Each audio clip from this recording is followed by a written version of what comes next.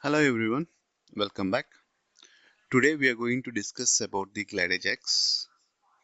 To start with, GlideAjax is a client-side API, and this API being used to send a data or to receive a data from server side to a client side. So what are the use cases this GlideAjax will be useful for us? So if you load the form, once the form is loaded, the ServiceNow form is loaded, and you're going to change a field value on the form. For example, a reference field, you have changed a value, and you would like to get more data about this reference field record. Then we need to do a dynamic operation or on the fly request to the server of ServiceNow to get you more information. That information by default will be not available in the client. You have to explicitly make a call to the server side to get the data to the client. This will be the best use case where we will be using the GlideAjax. But what are the must required components to build the GlideAjax? You need two components. One is the client script, and the other one is the script include. The client side script it goes to into the client script, whereas in the server side execution will be happening on the script include. And the client side script passes the required information for the server side to process the data, and it processes that at the script include side and returns you the data in the format of either an XML or JSON object. As in, then once you have the data, you can use that in a subsequent flow in your client script. Subsequent flow in the client script. But let's go and discuss the flow of the GlideAjax. There are few important steps in the execution of the GlideAjax while we are writing it. This flow will give you a fair idea how this will be happening. First, you are going to instantiate the GlideAjax. To instantiate the GlideAjax, the syntax that you're going to use here is new, the API name GlideAjax, and while instantiating the GlideAjax, you are going to pass the script include name to that instantiate object of the GlideAjax. This is what it is representing here, that new GlideAjax and the script include name. Then the next step in the client script is you have to pass the parameters or you have to pass the additional information to the GlideAjax. That GlideAjax or the server side that will be happening with the method called add param. That will be happening through the method called add param. This add param method takes two parameters. First parameter is the variable name. The next parameter is the value to that variable name. For example, here in the screenshot, the first add param method takes the sysparam underscore name and the value to that. So we have passed the script include, and the script include have multiple methods. Which method this client script should be invoked? That is where we are passing this value to the name parameter by using the add parameter method. Apart from that, if you want to send any additional information, you are going to use user defined variable names. For example, requested for is the user defined variables. But why we are having a prefix as sysparam? So for every add param method that we are sending it should have a prefix as sysparam underscore.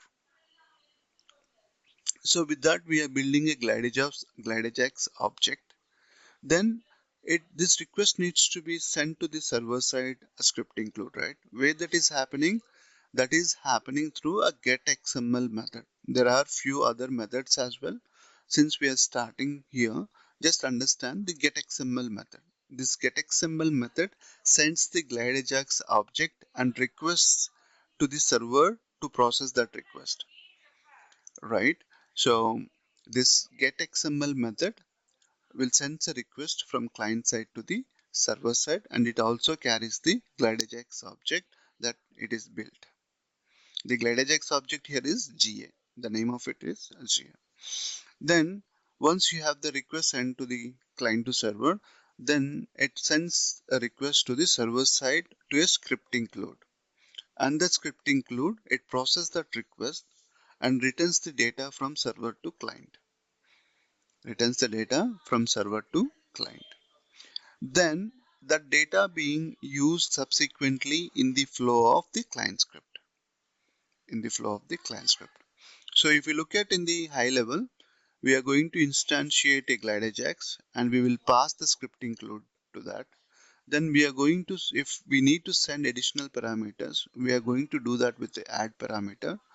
In those add parameter, one parameter is mandatory. That parameter will give an idea to the R call which method in the script include should be executed. Then that starts with the sysparam underscore name.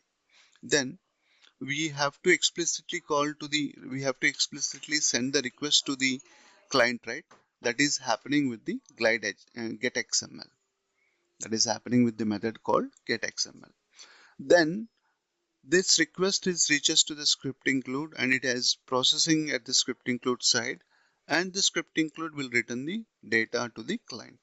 Once the data being available, we have to parse the data and use that in a subsequent in your client script. Then there is one more example here which will give you clear understanding about it. First line will be instantiating of a GlideAjax and the script include name. The next we are adding the parameter by using the add param method, and the first parameter is always the method of the script include, and it should have the name as underscore name prefixed by sysparam. Then if you have any additional parameters that you're going to send with the add parameter, then using the getXML, you're going to send this request to the server side. And once the request is raised, you will be having a callback method. In this callback method, you're going to pass the response from the server side. To pass the response from the server side, you're going to read that information from the XML object as shown here. This is a common, and this is something that we have to either remember or look at the document to build this extract from the XML. Okay, let's go with a real-time example right now. The example that we are working right now is check if requested for is a VIP user or not. Check if the requested for is a VIP user. Show field message to the requested for. If requested for is a VIP, show field messages. Let's go to the our needed application. Let's see if this use case is a valid for us or not. So click new. You have requested for, and this requested for reference to the sys user table. Also look at that. Show requested for. If you look at it, this requested for reference to sys user table. That's fine. So if a user or if a contact is VIP or not, how do we get to know? Let's go to this requested for. See if there is any field which is having this differences. Yeah, we have a VIP. We have a VIP as a field or a column in the sys user that signifies whether this user, particular user, is a VIP user or not. What we need to do here is, if this requested for is having that VIP flag is true, then we would like to send a message, the field message here saying that this is a VIP user. This is a VIP user. So that if anybody who is working on this task, they will be having understanding that this needs to be taken care at utmost priority. Okay. Let's go here.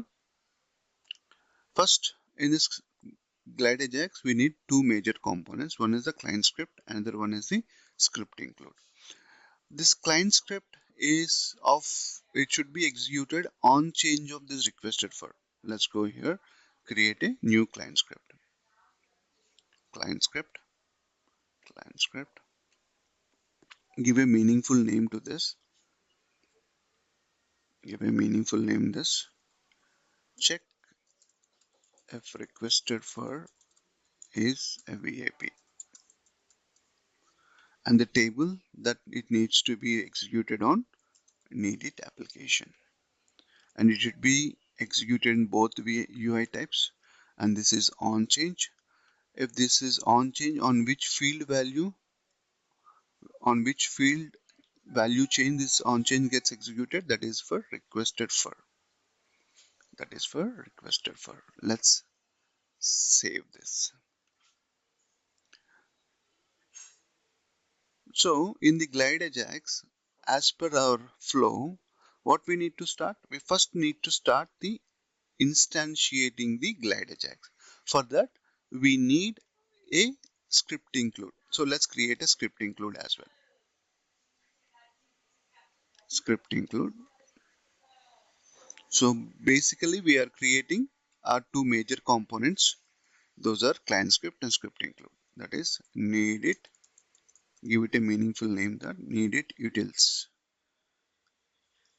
Utility. Give a meaningful name. And the important thing here is we have to make this script include client callable. That means that the script include will be available to the client to make a call. To be happen that we have to click on this client callable. If you click on the client callable, the script will automatically updated and the script include extends abstract Ajax processor. This is one more script include where we have a few definitions of the methods being defined here, right?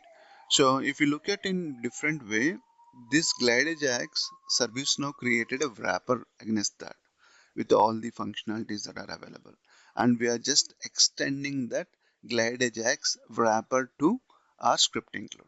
So you don't have to rebuild entire again the same logic. Okay, save this. Give the meaningful role, for example, ITIL. Okay, fine. Let's save this. So we have created new script include.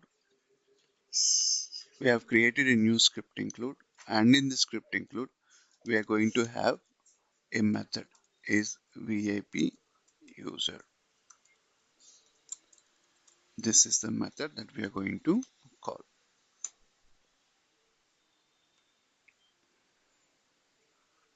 Fine. Let's go back to the client script. The first step is to instantiate the GlideAjax. How we can instantiate? Var g new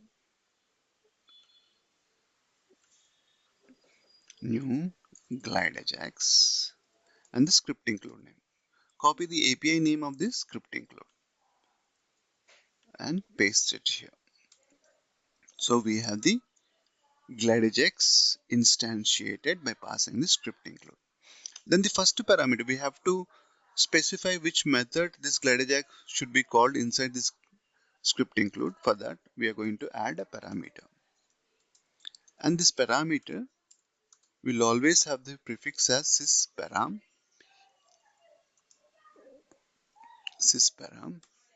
and it ends with a name, and it takes the method of the script include.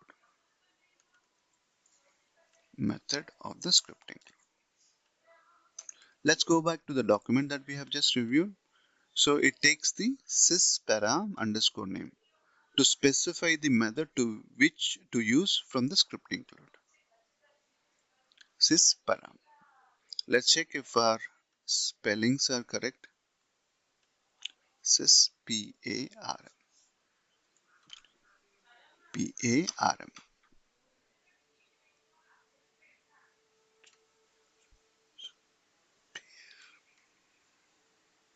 I don't think we have the underscore here. Sysparam. The next one is we have to send additional parameters. The what parameter, what user value that we want to check? We want to check for the requested for. So it will be having a sysparam as a prefix, param, and we will be having the user defined name. Let me give that as a requested for, and the value to that is new value, the value that recently been changed. and we have to send this request to the server side, ga.getXML, and it will be having a callback method. Check VIP. This is our method name, callback method name.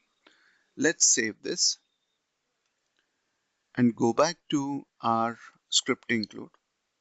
And here from the client, it is passing an additional parameter. To read that parameter, we have to use this method, get parameter. And what is that parameter name? Copy that, whichever the parameter that we are sending from client. It will be sent to the client using this value, key value pair. Then we have to read that with the user defined string that we have passed, or the variable name. This is requested for. Then we have to check whether this user have that VIP flag is set to true or not, right? So to check that, we have to write a glide record query. New glide record. It is on sysuser table. Why it is on sysuser table? If you look at in the task record, the requested for show requested for. This requested for is reference to sysuser table. So that's why we have to take this value. We will get the sysid here for the requested for. Take this value, go to the sysuser table, query the sysid, finds the record and check the value of that VIP flag. Let's go here, sysuser table, gr user add query, sysid is requested for, and gr user query. If gr user has next, and we want to send the value back to the VIP flag. Since it is a true false, we can directly send this value. Return gr user dot VIP. Else, if there is no user with that, we're gonna send return false. This is what we're going to send.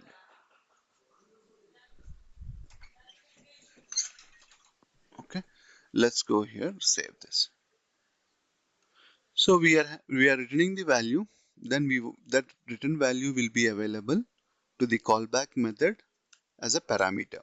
So function this method, and it goes to the first parameter response, and we have to read the response. We have to read the answer value from this response. Why? Because this is an XML tree. We have to go to that particular node called tree structure node called answer to get that value.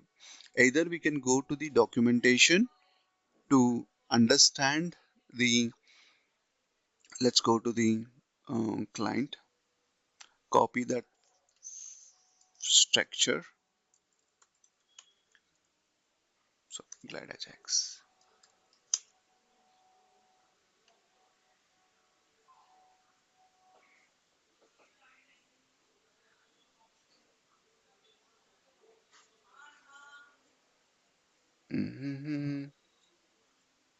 Yeah, this is what we want to use it here.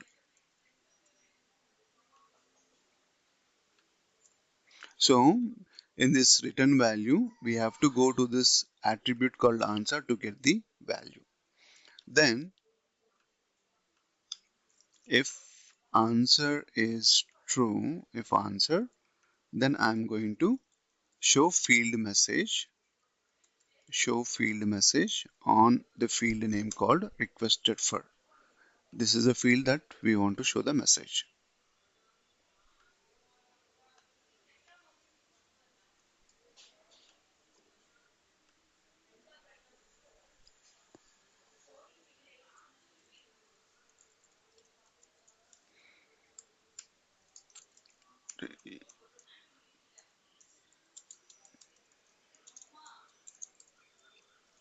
this is a message that we want to show, else we want to clear the message.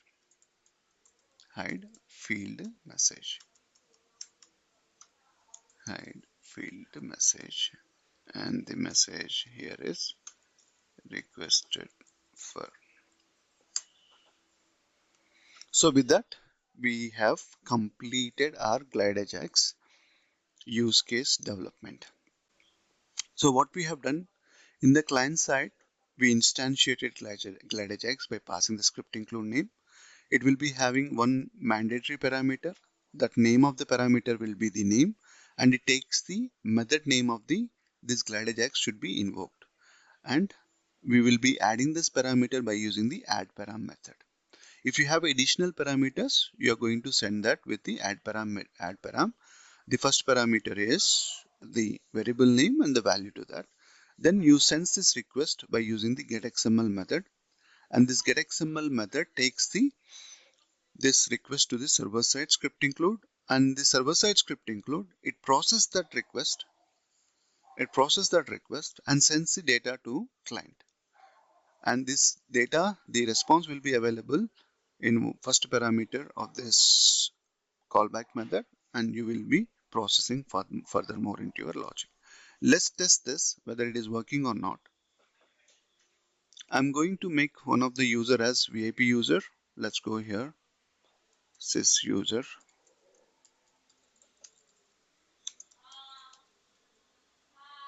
Let's go here, make one of the user as sys user. Let's go this Aline Motran. Let's make him as a sys user. VIP user, update it, come back to this create task, change the value. So this align motor. Go back to here, check for the align motor.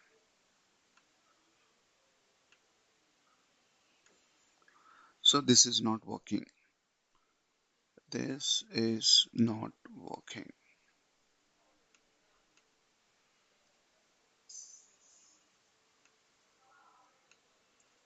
Fred loading. Okay. So there is something that we missed here.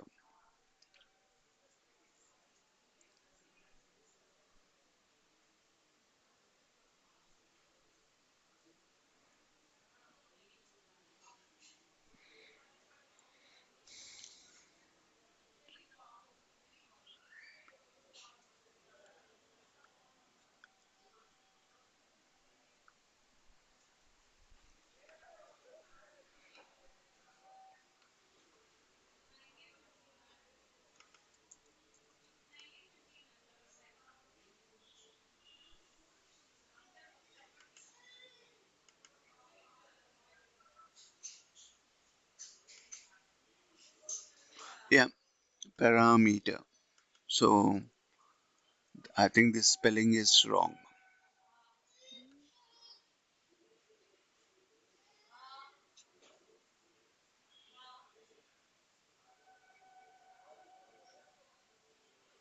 So let me copy this, get parameter.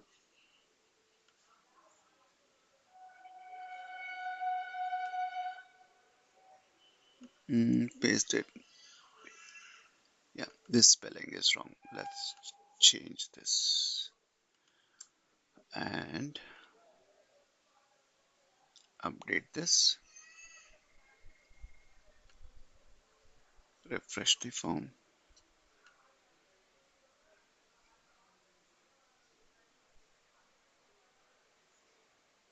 Change to Fred Lodi.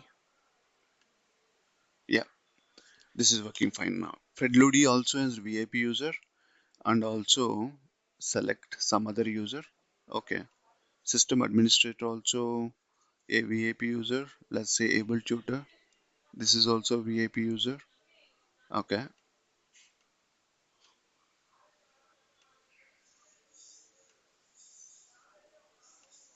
let's go back here.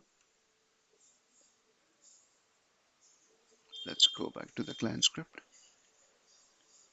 response if answer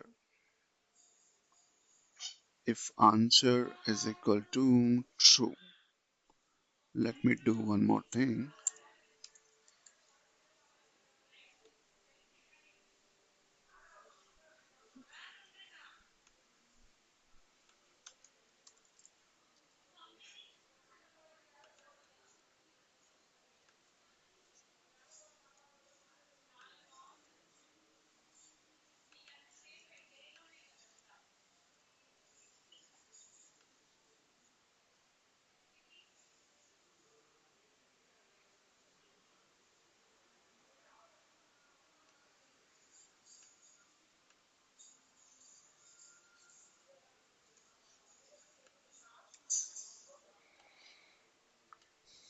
Refresh the form.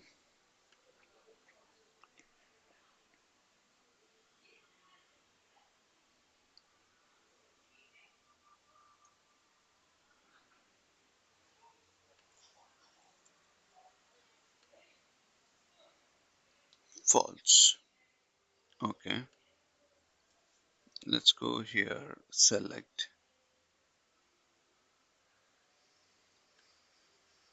true. Correct. Yeah. So if your client script or the UI policy, if you have any kind of debugging that required, you can place alerts like this. Then you can have a confirmation that whether it is correctly giving you the result that you expected or not. So if it is not working, I would like to give you few tips on how this can be checked a bit more precisely. First, you have to check whether you are your client script has the client check mark or not. You have to check whether you have this client script check mark or not. That's one thing that first you need to check. That means that it extends the abstract Ajax process or not. Then you go back to here and let's say you're using the correct script include name, or you're sending the current method name, or if you have anything additional parameters that you're going to send from the client, you have to check that.